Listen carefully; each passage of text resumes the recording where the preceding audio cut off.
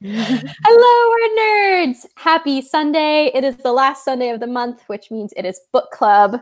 Today we are talking all about Vicious and Vengeful by V.E. Schwab. Obligatory me ranting about the covers being changed. I know, I waited to buy it. I'm so proud of myself. Yeah. See, I didn't know they were going to redesign when I bought it. I'm so glad I never bought it before. Yeah. I went out and rebought it. Like, that's how much I loved it. Such a good cover. I do love the new one. I also really love the old one, like the comic booky feelings it evokes, but I get why they redesigned it, and I do love Oh, yeah. Oh, my God. So beautiful. Yes. So usually we start with the ratings, but I think first we're going to start with a recap of who all the characters are. For those of you who maybe read it a little while ago, we'll just list all the character names first, and then we'll move into our ratings. So we've got the two main characters are Victor Vale and Eli Ever, our two original EOs, which is Extraordinaries. We've got Sydney and her sister Serena. Mitch, the bodyguard. Slash hacker. We've got Dominic, the soldier who feels pain all the time. He can move through time and space. Yes. And then Stell, who is the police officer who becomes the director of Eon, who's hunting down EOs. Yes. We've got Marcella, who can ruin things. She's new in Vengeful. She's new and Vengeful. A great addition, in my opinion. Yes. And we've also got June, who I think is an even better addition than Marcella. She can change bodies. So many cool powers. Yeah, really cool powers. And then Jonathan, who can shield people. And we've also got Dr. Haverty, who is doing his own little research thing on the side. And I believe that's all the major characters in the book. I think so, yeah. So now let's dive in with our ratings. We do out of 5. Let's do for each book. And then we can talk about both of them and the series as a whole. It's a whole thing. We don't usually do 2 books at once, so I'm excited. I have Emma first in my lineup. Okay. Vicious, I would definitely give 5 stars. I think it's a really great book all around. And Vengeful, I actually have a little less than 200 pages left, so I'm not quite done with it. But so far, based on what I've read, I'd give it maybe 4.5 stars.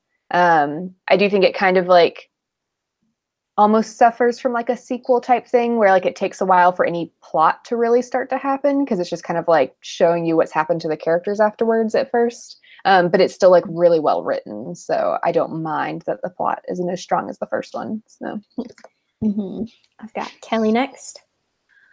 So on Goodreads, I had Vicious as 5 stars and Vengeful as 4. But looking back on Vengeful, I was probably a 4.5 for me.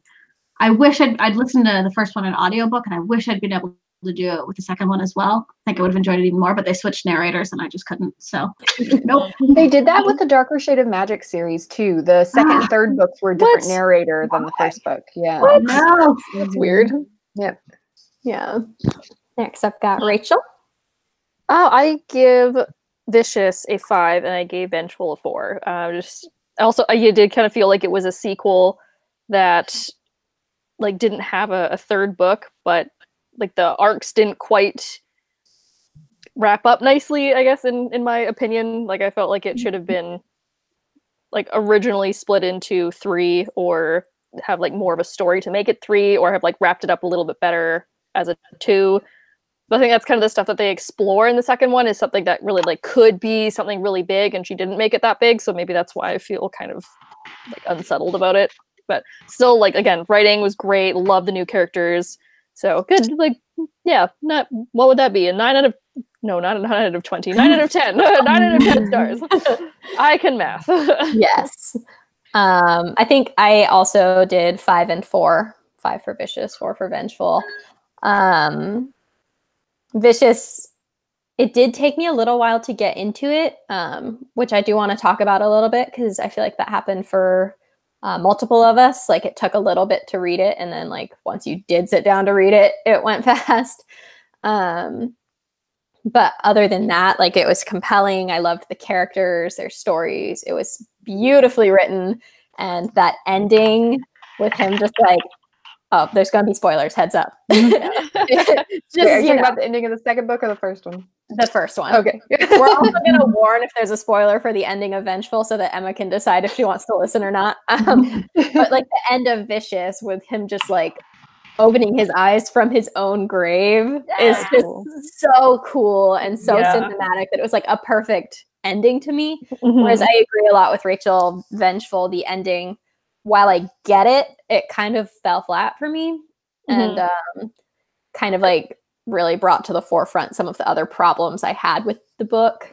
Yeah, I still loved it. But I think it sort of tried to do the same thing as the first one, where it like tried to be open-ended, but it didn't quite work.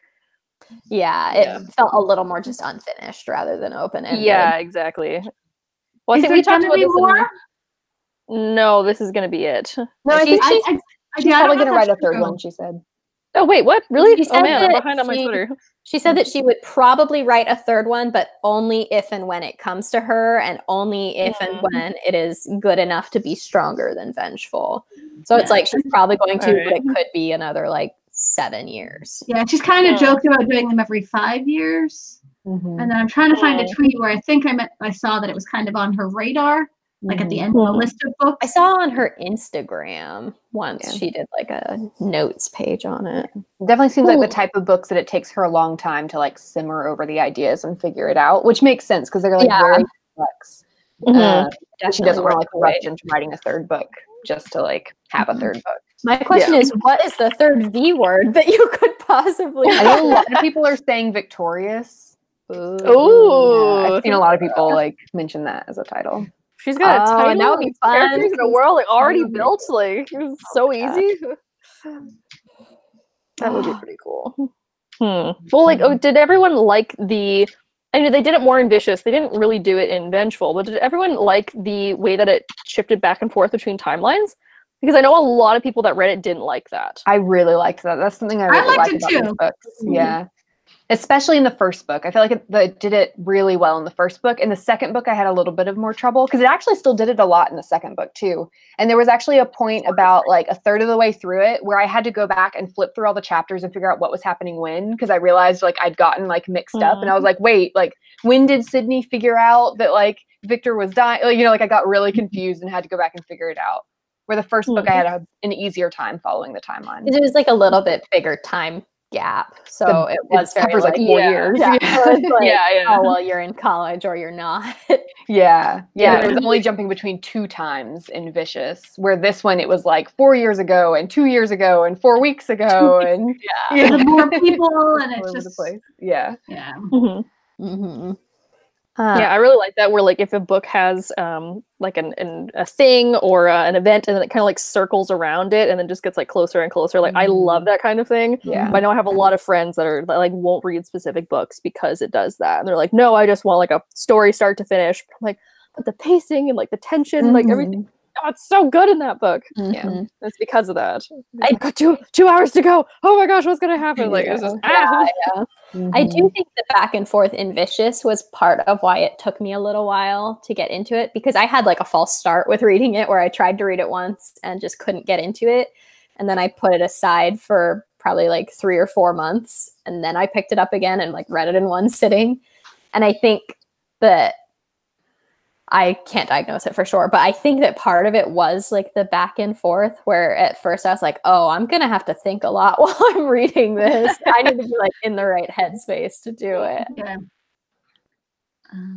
Over in the comments, and Griswold gave Vicious 4, but we'll bump it up to a 5, and gave Vengeful 4. Loved Vicious, enjoyed the sequel, but not as much as the first, and enjoyed the timeline shift more in the first book, and almost didn't notice it because they were so busy watching the story unfold, not worrying about past or present.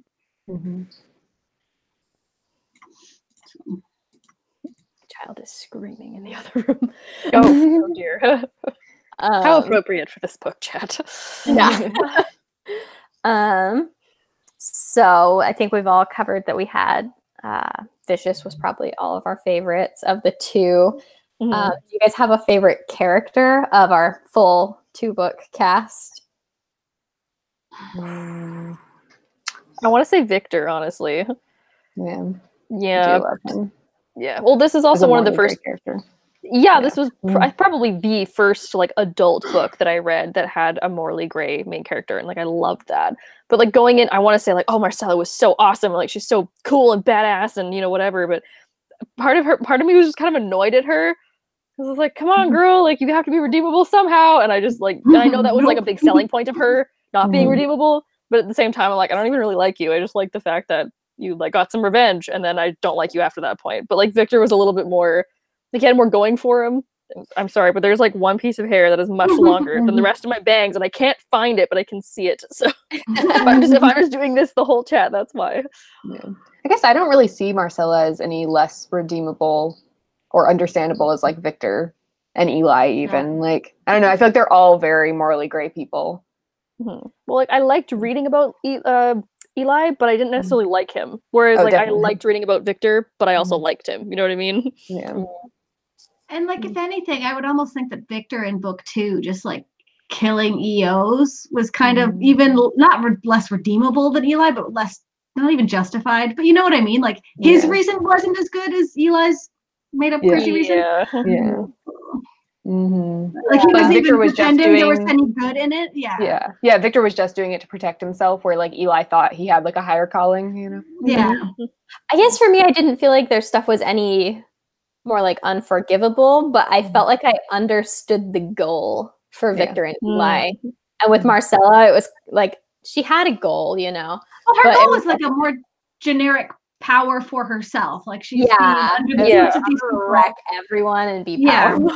And I liked that she, as like a female character, got to have that motivation, that she really she wanted power. Like, you know.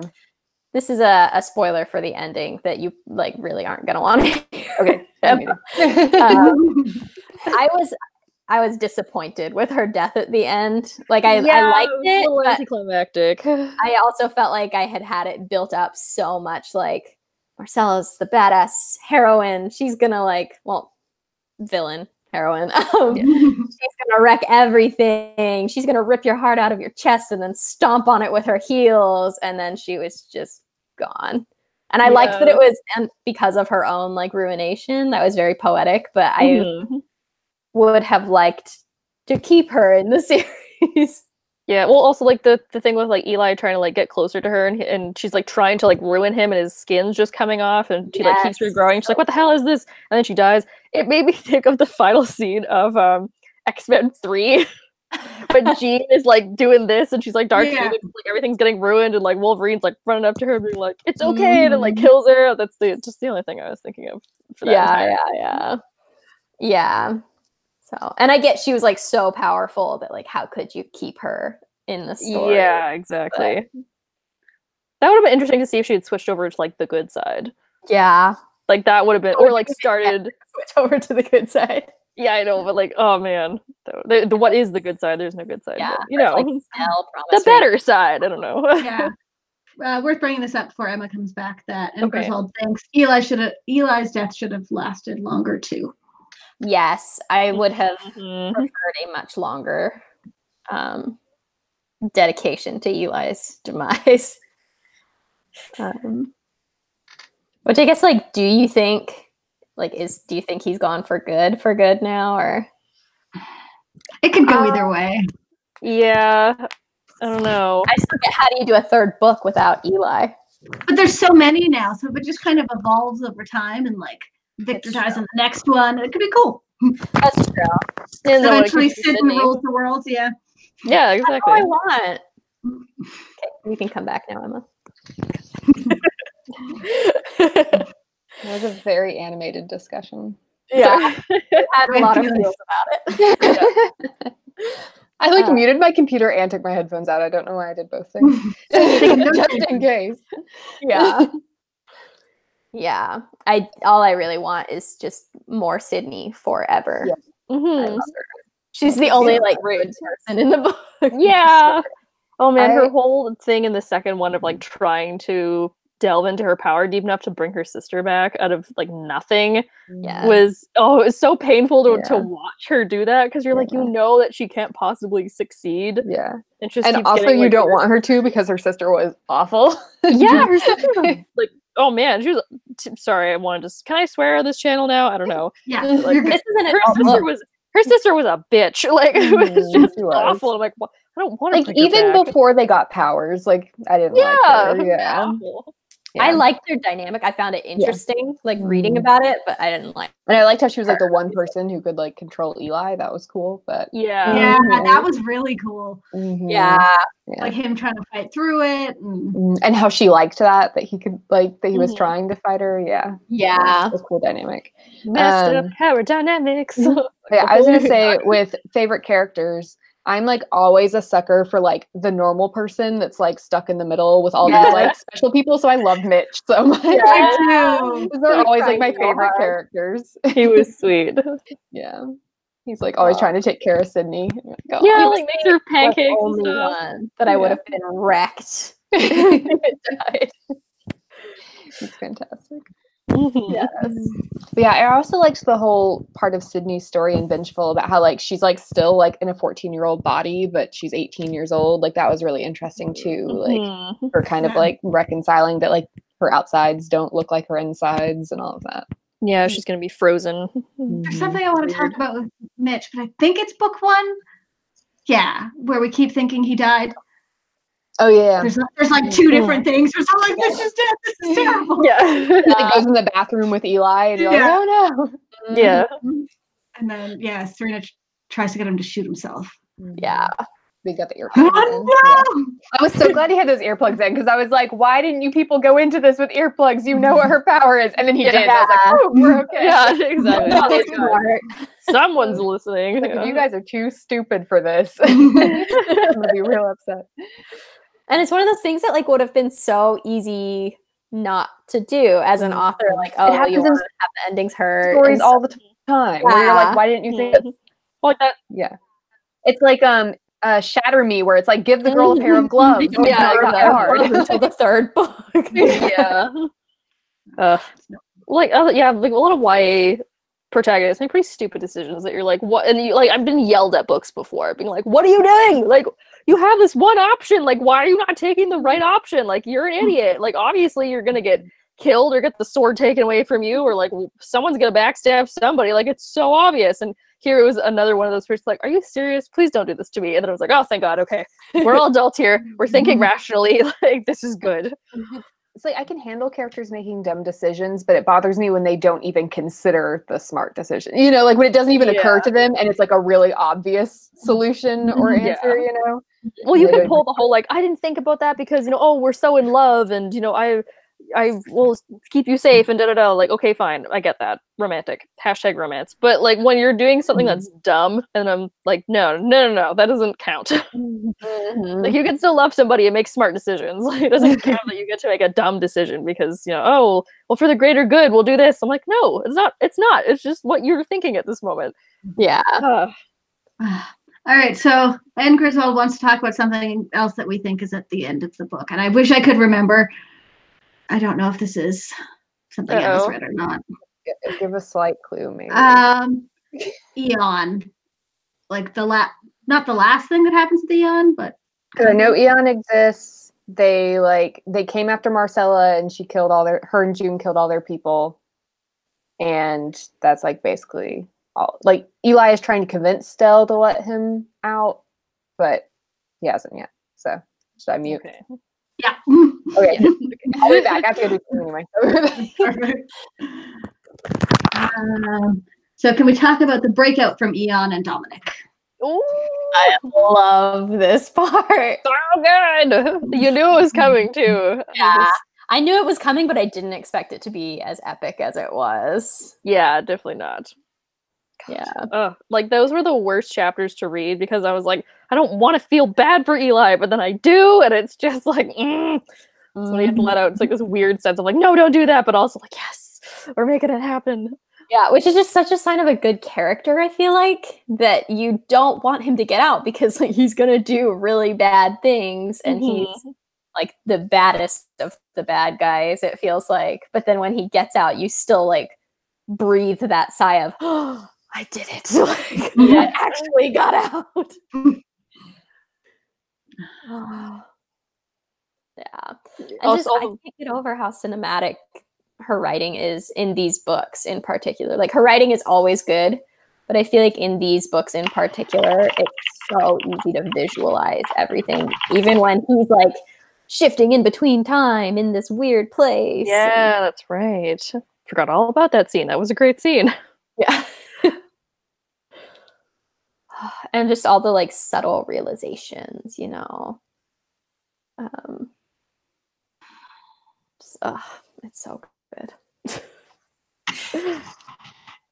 This hasn't been picked up for anything like movies or TV, right? I don't think so. Because it should be. It should be a TV series. It should, yes. Yeah, someone was hired to write the screenplay in 2014, so that's a really long time ago. So they didn't sell the rights, but it doesn't look like promising. Oh, okay. Well, I never know. No. Give it time. Yeah, exactly. Well, like that was actually like talking about Eon was kind of one of the things that pulled me out of the second book, or at least made it feel a bit unfinished to me, because it was like it wasn't set up at all in the first one, which I understand why. But then when the second one came around and they brought it in, it was such like a big scale thing and organization that it would have needed a lot of time to be able to kind of like flesh out, but also just like get the reader in the right mindset to think that way, because that is kind of what I think ruined the X-Men movies too. Like suddenly the government's involved, and it's like, yeah, okay, this is realistic. Where, you know, if there was people with superpowers, you want to like get a, you know, figure out who they were. Like Avengers, I think, in Civil War, that's a big thing where they're like, hey, you can't like suddenly just like go around and do stuff whenever you want to. Like we need to keep track of like what's happening and like where all these EOs are. But then not really like finishing that plot line in the book, because you can't really, because it's just the beginning of this like big organization that's taking over, and so there's not really like a good way to like end that, unless you, I guess, get rid of the whole organization, which wouldn't really work. I don't know. It's like such a big concept that I feel like it's hard to just like put it in there for a book and then just like, you know, give up on it. Yeah, not read or like not to get too much into it. So I think that's probably why I felt so disjointed with the second one. I would have liked a bit more of easing into it, because like having Dominic infiltrate it was really cool, but it was all just kind of thrown in together that I never got to appreciate that it was cool that they did it. It's just like, oh yeah, he's there. And Griswold says, Dominic has a good death. I felt it was fitting. For a moment, I really thought Victor cared, but I wanted Sydney to bring him back. Yeah. Same. Give me just a second. I'm gonna yell at someone to make sure my child is alive. Okay. Sure. And then they were leaving. Oh no. I'll just leave too, and then I'll come back and no one's here. Diabolical. Yeah. I felt bad for Dominic in this one, like being apart from their strange little family, and like he never really got the, I don't know. He needed some love. Yeah, he did. There's some great side characters that really popped, that usually they're, you know, if it's like you got like a band of characters, one of them you're like, whatever, like throwaway character. But like all of them, like you just love all of them. You love Sydney, you love Dominic, and you love Mitch, like everyone's just all together, and you're like, this is so great. Like, why can't they all live happily ever after? Yeah, and it makes the end so tense because you know you're gonna lose some. Yeah, like, obviously. You're like, someone has to die. Who's it gonna be? Am I gonna like that? Yeah. This is only a teensy bit spoilery. Like, not even really. But I would have liked more with Sydney's emotional resolution regarding Serena. For me personally, just the way it like panned out, I felt like she just like nothing made her realize that she needed to let her go. So she just kind of was like, and now it's the end of the book, so I will let her go. And I would have liked a little bit more, something to trigger it, like maybe her friendship with June. Like realizing things are different and like there was a right way she should have been treated and stuff. Mm-hmm. It's not like any of them have a functional relationship, but Yeah. I feel like there was a lot of potential to really delve into Sydney and June working together, and it wasn't quite there. Maybe in a book 3, it could be. Yeah, I wouldn't be mad at that. Yeah. Honestly, I would be very into just Eli and Victor have both killed each other off, and now we're just gonna follow Sydney and June.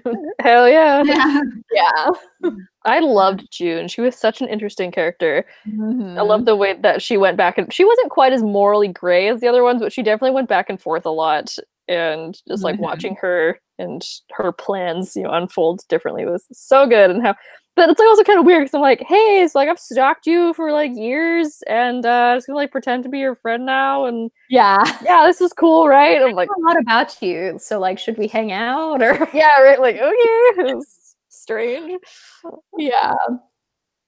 Yeah, I feel like the very nature of a lot of their powers, but particularly hers, is like very morally gray. Just the idea that you could wear someone else's face. Yeah, which was so weird. And get that other person murdered instead.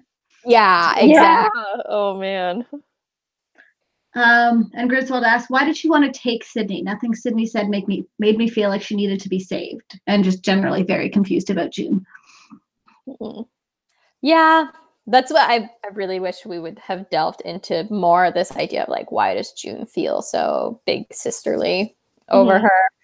I do feel like there is something about Sydney that a lot of the characters seem to feel protective over her, probably in part because she's like small and died and now has these like weird spooky powers. It's like she fell out of a Maggie Stiefvater novel. I also like kind of got the feeling from some of the scenes where like June was thinking about Sydney that she like, I think June thought that Sydney's situation with Mitch and Victor was like worse than it was.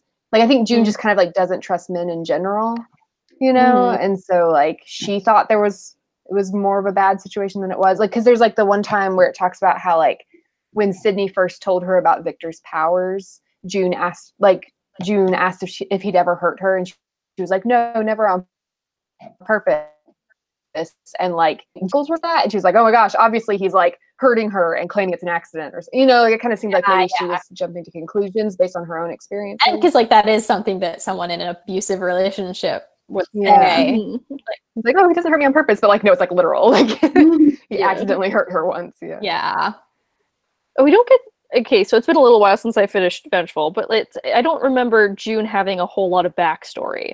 So it could have maybe been something like that. Because I remember being like, but I want to know more about her. But it was always very like, I'm going to allude to something that happened to me in the past. And then we moved on. And I was like, but when do we get to know about her? I don't know if it's ever explicitly said, but I definitely got the impression that like Anthony Hutch, the other like mob boss guy, had like raped her when she was younger. That was the impression I got. Because he said something, because like she said something to him about like, you're going to like this, you like it rough or something like that. And it was like something he had said to her. Yeah. Yeah. Which that definitely seemed to be the implication in the scene where she kills him. Or where he basically kills himself. But she has his body. Yeah. Yes, terrifying. They really would make such good movies. Yeah.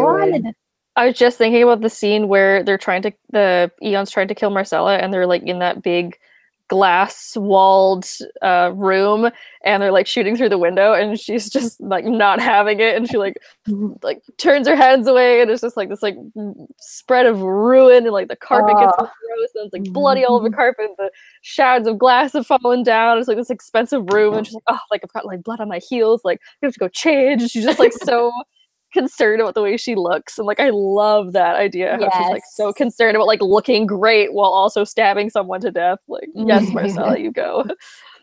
Yeah, I found it. June says when like Hutch like shoots her and it like shoots him, she says, "What was it you said to me?" asked June, leaning on the desk. "Ah, yes, don't fight it, baby. You know you like it rough." So yeah. Okay. So, yes. Yeah, but that's a good reason for not trusting men. Back. Yes. Yes. Yeah. There was something I was going to say. Oh, I love how just all of the different powers correspond to the ways that they died or almost died. Yeah. It's so Marcella says like, I will ruin you, and that's how she gets that. Like, it's so neat. Or like the Sydney's like come back. Yeah. It's such a like good like magic system, for lack of a better word. And I feel like the idea of near-death experiences isn't necessarily unique. Like in storytelling, it's something that's been explored before and it's going to be explored again.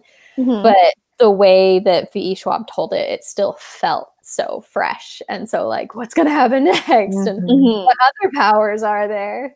Yeah. And she like, figured out like really creative powers, I think. Because like even June, like she has kind of like this typical like shapeshifter power, but also like this like voodoo doll power almost too. Like, it's like more than what you expect. Yeah, that's definitely something that bothers me with superhero and like mutant kind of things, especially with X-Men for some strange reason, where I'm like, this person has, the power of fire, and I'm like, okay, why? Like, and of course, this is me like, not suspending my disbelief, being like, all right, I can tell that they're mutants, but like, you can also use fire. Like, how does that work? Like genetically. And so having this kind of twist on it where it is something that relates to the way that they died, I'm like, okay, like I can believe that. Yeah. Even though the powers are like a little outlandish, I can still see how that would work. I'm like, all right, okay, this is fine. Now my head's like going through the X-Men and being like, yes, how could you control storms genetically? Yeah, right? And I'm like, oh, maybe you were born with like more electricity somehow like in your body or whatever, like so you can control lightning, but then like that's a lot of electricity, and how would you not die? How would your heart deal with that? And just like, I don't know. I but just, even at the same time, it's just like, yes, laser eyes. Okay, I guess you could evolve that. I don't know. I'm just like, that's the way that my brain thinks about stuff. Being like, that's not very practical or like genetically correct. Like ridiculous. I do feel like there's a lot of, or I don't feel like it's obvious that there are a lot of themes of like being the sidekick when you want to be like the hero, particularly in Vicious. It's a little bit less so in Vengeful, but I feel like the theme is still there of like taking your narrative and like making it happen. Like Marcella wants to be in charge. June wants to get back at the person who took her narrative from her. There's like literally that scene where it's like the Halloween scene with Sydney early on, where she like sneaks, or she goes to like a college party, and the party literally is like heroes and villains, no sidekicks. Like that's the poster for the party that she sees. I love that. And her boots, her like platform boots. Yeah. Her bomber jacket that's too big. Yeah. Oh, I forgot about that. Oh, Sid. Too precious. That's right. I would hate that we all think she's too precious. Right. Can also bring someone back from the dead. Like she's seen some things. But, precious little maker. Yes. Which I guess we haven't really. Oh, go ahead. I was gonna say, well, that kind of segues into Victor's issues in the second book. Now Sydney has to keep bringing him back to life because he keeps just spontaneously dying in immense amounts of pain, which I think is weird and crazy. Do we remember why he was doing that? It's just because when she resurrects EOs, they never come back right. Fully. Yeah, something is always wrong with them. Yeah. Oh, okay. Like there was like the one guy she brings back at the beginning of Vicious that Eli had killed, and he like goes crazy. Yeah. And there's like somebody else she brings back that like their powers don't work correctly. I don't remember who it is. And then with Eli, it's that with Victor, it's that he keeps dying. Yeah. From like all the pain that he was feeling when he was his like first death. Yeah. So speaking of that, and Angie, who died during his first death. So a while ago, V.E. Schwab did a tweet of "Stop killing women to complicate men," and then a couple people in the thread were all like, "So what happened to Angie then? That like did she just die to complicate the men?" And I would say probably. Like someone argued, "Oh well, that's not why Victor killed her." I'm like, but that was she died to complicate Eli. Yeah. Yeah. And I also feel like, yeah, definitely stop killing women to complicate the men, but also stop raping women to complicate their backstories, which is like a huge Schwab trope. It's like the only thing that I hate about her writing is that like all the women are badass because they've been raped before. Yeah. Or they show that they are badass by like hurting the person who's trying to rape them. Yeah. Like, yeah, because that's what happens with Lila. Yeah. Oh, that's right. Yeah, it's like the second scene she's in is she like shows how badass she is by like killing the guy who's trying to rape her. So, yeah, that's my one soapbox. Like all V.E. Schwab books. But. Yeah, I definitely think, especially in the first book, because it feels like the men really dominate the story in the first book. I feel like the second book almost redeems a little bit by bringing in more female characters who are powerful rather than just like Sydney and Serena. And Sydney's like so young. But in the first book, it definitely felt like very like male dominated, like traditional like superhero stuff, you know? Yeah. And I can't find it, but I think somewhere she said she probably would have done things differently in hindsight, kind of thing. But yeah, because the book came out a really long time ago. And so actually, yeah, I do feel like Marcella in a lot of ways was like the response to like regretting that the first book wasn't as gender equal or whatever. Yeah. Tie back to those things we talked about without Emma here. And I also feel like Angie is very much like this like traditional like superhero story character with like the villain and the hero are both in love with her, and so she dies, you know, like she dies when they're trying to like Victor's trying to become as powerful as Eli. It's like very like tropish, little like Manic Pixie Dream Girl. I do like the whole like just from Victor's character and his sidekick mentality, the fact that he struggles with like, oh, I kind of liked her, and then I introduced her to this guy who is every bit as charming and beautiful as I am not. Well, I remember that because, okay, wow, words. Victor is supposed to be asexual, which I think is interesting, and I definitely got that during the novel. And at one point he does say he wasn't in love with Angie, but he didn't like that she was with Eli. I think it was more of like, that's my friend, like not your friend kind of thing. He says in Vengeful, he doesn't say that he didn't love her. He said that like he didn't care about like having sex. Like he didn't want to have sex with her. Like it wasn't about that. It was that he wanted to like care for her and like take care of her and have her care back. So like he wanted something romantic. He just didn't want something sexual, I think. Okay. I'd never got anything that he was romantic, but I haven't read these in a while. It's not even really romantic, but he wanted like a relationship with her where they could care for each other. Yeah. And it's one of those like she dies so early on and you don't get a ton of her in the backstory that like it is kind of like, were they ever really that close, or has Victor built it up? Yeah. She was his friend and his person to hang out with. And then Eli took that too. Yeah. Yeah, the whole dynamic in college was really interesting because they're both like a little broken, and just like the power dynamics and stuff were really cool. I did really like in Vengeful getting to see like Eli's backstory. Yeah, because we saw, we like originally in Vicious we see like from Victor's point of view, like when Eli arrives, but getting to see like everything leading up to Eli coming to the college and then like him arriving there from his point of view was really interesting. Yeah.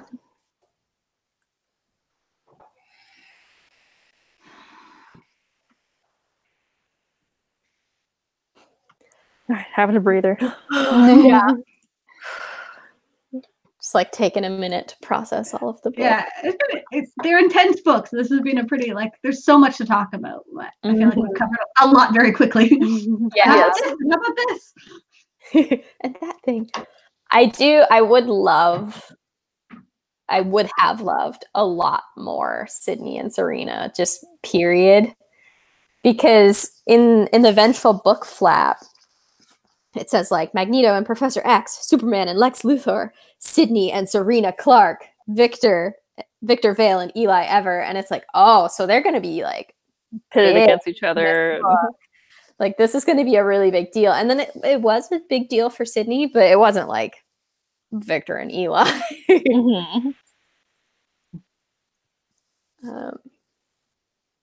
But I do feel like this book, it's one of those vengeful that is, I had like a lot of things I was hoping would happen and a lot of expectations, but then I read it very quickly after it came out. So like no one was there Spoiled to be like, it or... yeah, no spoilers, no like, oh, well, I liked the first one better. Like none of that. It just like, boom, boom, boom.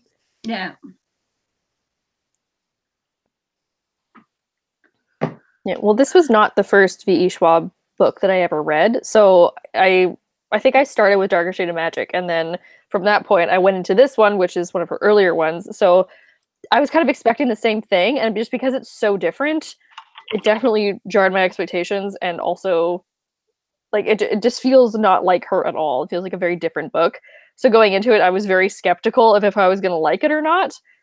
But and I'm also not like a huge superhero person, but like I think she really made it work, especially considering that it's like, I always tell this when I'm selling it to people in the bookstore, that it's about two like terrible people. One of them is just a little bit worse than the other. Yeah. Mm-hmm. Yeah, I can like go back and forth and like root for people that like are terrible people. Like, yeah, it's very different than anything else that I have on my shelf, which is very nice. And they're also very beautiful. So I'm glad that those two things go together.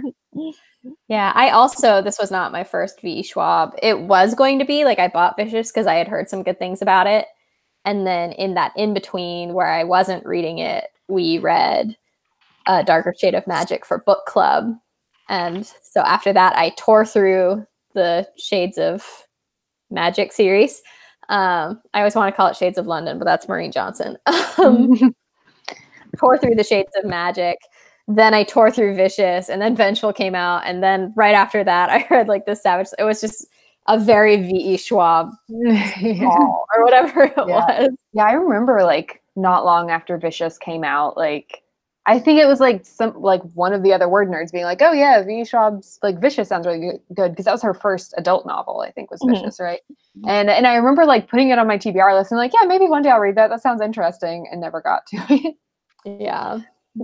Well, now she has a new one out, which is The Near Witch, which is actually an old book. Yeah, it was her first book ever. It went out of print, and then now she's popular, so they're reprinting it again. I'm so excited to read it. Yes, and it was read it later this week. I'm very excited to ever be on the New York Times bestseller list 2 weeks in a row. Which wow, I'm so happy for her. So crazy. I love it.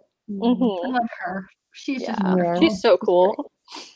She's on YouTube, if any viewers did not know. It's been a little while since she posted anything, but she does like every now and then get back on YouTube and do a video on the craft of writing and like her process for writing. So good. Yeah. These books made me even more excited for her Addie LaRue book, because I know that one jumps around in time a lot, like even more than these did. So that one also looks dark. Yeah. Yes. Oh, that one looks so good. And like very like romantic, but like toxic twisted romance and stuff. I'm very excited. Yes. Yes. Oh, there is one last thing. I'm going through the pages right now to make sure I don't miss anything. Give me just a second.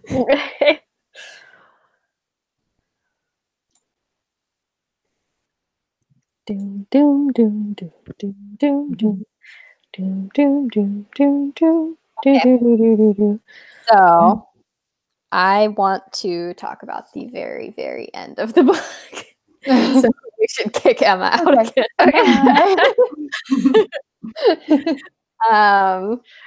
Just the very, very ending. Eli's death, the implications of Dr. Haverty and his experiments. Like, how did you guys feel about all that? Remind me. He was taking Eli's blood and like doing all those experiments to see if he could make him actually die. And then Victor got stabbed with the like thing, and now he doesn't have Right. headaches, but maybe he doesn't have powers anymore. And it's just this weird, like, who knows what's going to happen in the future? We have access to medical stuff and genetics, and yeah. Yeah. And also, Victor was not the one who killed Eli. Sydney was. Mm-hmm. Which I really liked, but I also felt like it led to an unsatisfying Victor-Eli end. Yeah. Because there was like the villains mashing up and fighting, and then Sydney kills him. Yeah, I think that was probably on purpose though, because you're trying to do their like, oh, it's leading to this big like superhero fight, like one of them's gonna take down the other, and then it's suddenly like, oh, that's not how that happens at all. It's gonna try to like jar your expectations. That's true. Like, That's true. This book is really good at subverting expectations. Yeah, I think it has to do with with this like it opens up something huge with this eons thing, but then there's not enough room to really go for it in one book. So I think the ending was pretty like it was open in a bad way. Where like who knows what's gonna happen in the future? Like medication, ooh, like oh wow, he has blood now, like what's gonna happen? I was just kinda like, it wasn't really like concrete enough. If it had like, oh maybe, it like zoomed in on a vial that had fallen under a table that was marked, Eli Ever or something, like, oh wow, like what would happen? Like that might have been more interesting than them. I don't know. Nah. Yeah, I'm like interested, but I also felt like as an ending, when there's not a sequel guaranteed, I was kind of like, okay, but wait. Yeah, like the story wasn't finished, but she finished it. And then they all split up at the end. Oh, that's right. Yeah, they're like, bye, Victor, we'll see you later. And I'm like, what? Have a great summer. Yeah.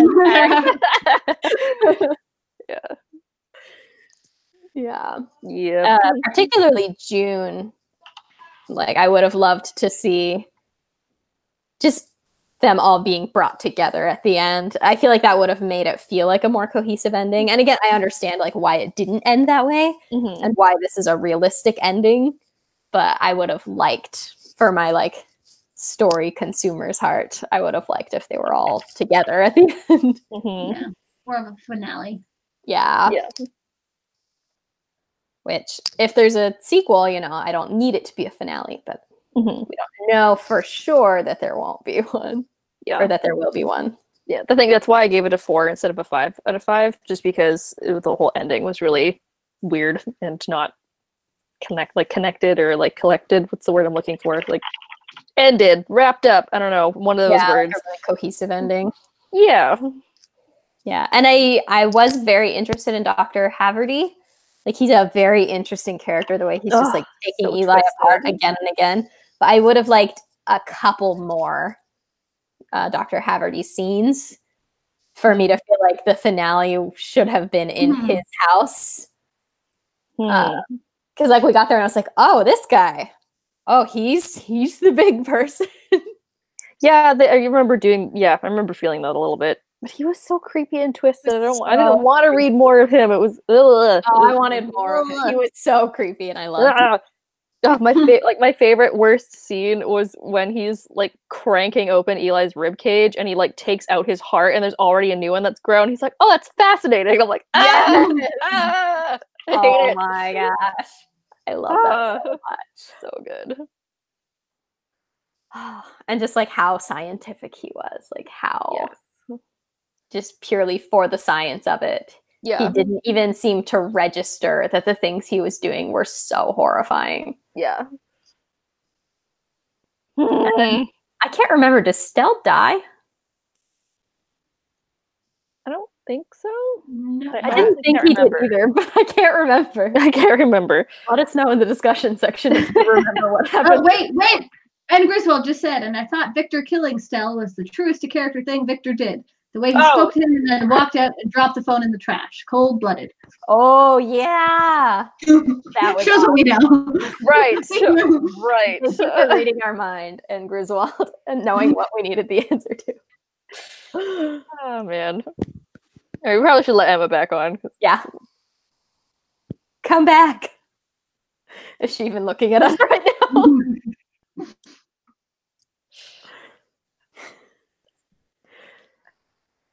Emma. Emma! Baby, come back. I'm gonna text her. I'm like putting stuff in the the chat here. Oh no.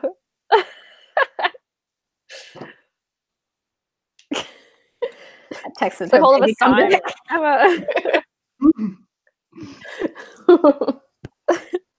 Thank you for that. Hello. Welcome back.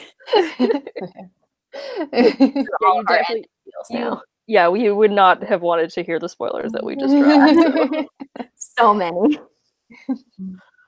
I do love. I always want to reread books, and then I'm really bad at it. But Victoria Schwab's books are books that I would love to reread. Mhm.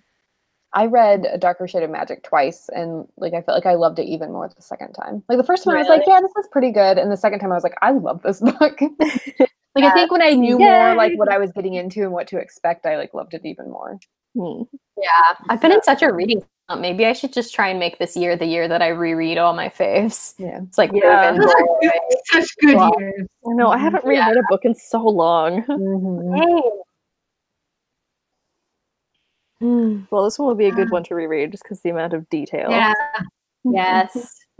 And obviously we can't remember what happens at the end of Vengeful. While you were gone, we had to ask the viewers / the viewer. Just we've got someone else in the comments grinning at us. So okay, thanks. And then a question from the comments. It's a pretty good one to wrap up if we're feeling kind of there. I think we're probably about there. Yeah. Just general, what is your favorite ability from the books? Oh.